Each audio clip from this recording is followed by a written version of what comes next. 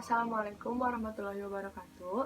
Nama saya Marha Putri Rahmatina, mahasiswa D4 Kebidanan Poltekkes Kemenkes Bandung. Sekarang saya akan memberikan edukasi mengenai alat kontrasepsi atau metode keluarga berencana.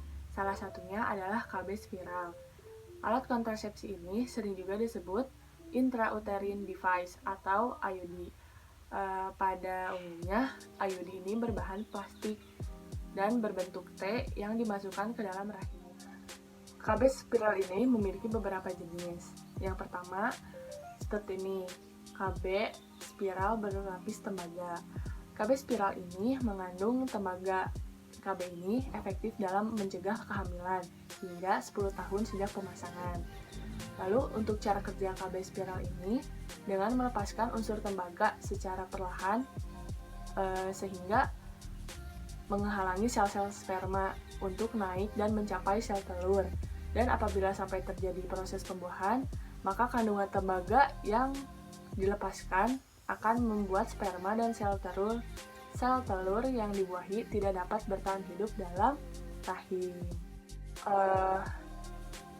Dari masing-masing KB ini memiliki positif dan negatifnya.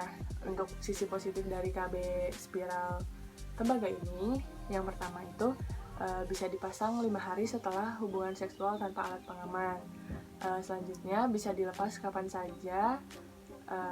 Kesuburan bisa kembali dengan cepat setelah KB dilepas. Lalu yang terakhir tidak menyebabkan efek samping.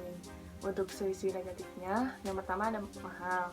Lalu jika ingin berhenti harus ke dokter ya, ke tenaga medis, dokter bisa, bidan bisa. Lalu tidak dilengkapi alat pelindung yang bisa mencegah penyakit menular seksual. Lalu adanya kemungkinan kehamilan ektopik.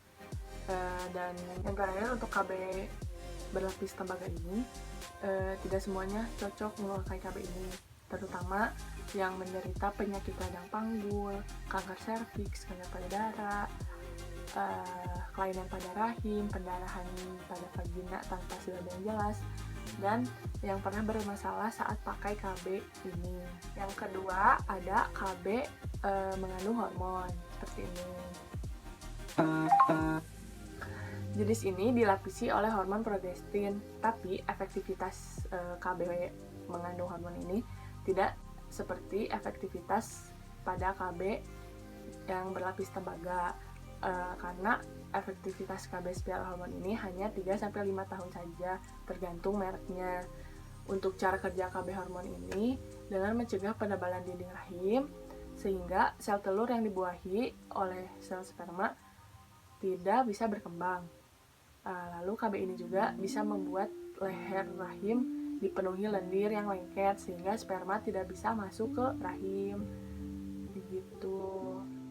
Namun masih tetap bisa dijadikan pilihan. KB ini itu cocok untuk ibu menyusui. Namun disarankan dipasang sekitar 1,5 sampai 2 bulanan setelah melahirkan, dimana nanti tuh ukuran rahimnya sudah seperti semula. Dan intinya kelebihan IUD ini sangat efektif untuk menekan angka kelahiran dan bisa tahan lama juga gitu pemakaiannya. Selanjutnya mengenai sisi positif dari KB yang mengandung hormon ini, yang pertama bisa mengurangi nyeri haid atau sakit akibat adanya endometriosis. Lalu mengurangi resiko terkena kanker endometrium dan kanker serviks. Bisa dilepas kapan saja, kesuburannya bisa kembali normal, pendarahan menstruasi intensitasnya bakal berkurang, dan tidak memiliki resiko efek samping, dan tidak juga menyebabkan berat badan berlebih. Untuk sisi negatifnya, yang pertama adanya kemungkinan untuk pengguna KB hormon ini terkena kista ovarium. Lalu adanya efek samping sementara seperti maksudnya yang mengganggu seperti jerawat, sakit kepala, perubahan mood, dan nyeri payudara. Namun tak usah khawatir, efek ini hanya berlangsung beberapa bulan saja dari awal pemasangan KB ini. Lalu pada intinya KB spiral ini itu diperuntukkan untuk wanita yang sudah pernah mengalami kehamilan. Karena biasanya jika belum pernah hamil, biasanya wanita itu yang memasang KB spiral ini akan merasakan sakit atau kram setelah pemasangan KB, serta kemungkinan lepas dari tempatnya itu lebih memungkinkan. Dan yang terakhir, bidan itu memiliki kewenangan untuk melayani pasien untuk pelayanan keluarga berencana. Ada dalam pasal 14 Keputusan Menteri Kesehatan Republik Indonesia nomor 900 garis miring Menkes garis miring SK garis miring FII garis miring 2002, yaitu bidan dalam menjalankan praktiknya berwenang untuk memberikan pelayanan yang meliputi A. Pelayanan kebidanan, B. Pelayanan keluarga berencana, C. Pelayanan kesehatan masyarakat. Jadi sudah jelas kalau bidan itu boleh melakukan pemasangan IUD ini dan melakukan pelayanan alat kontrasepsi lainnya. Sekian dari saya, semoga ilmunya dapat bermanfaat. Mohon maaf bila banyak salah-salah kata.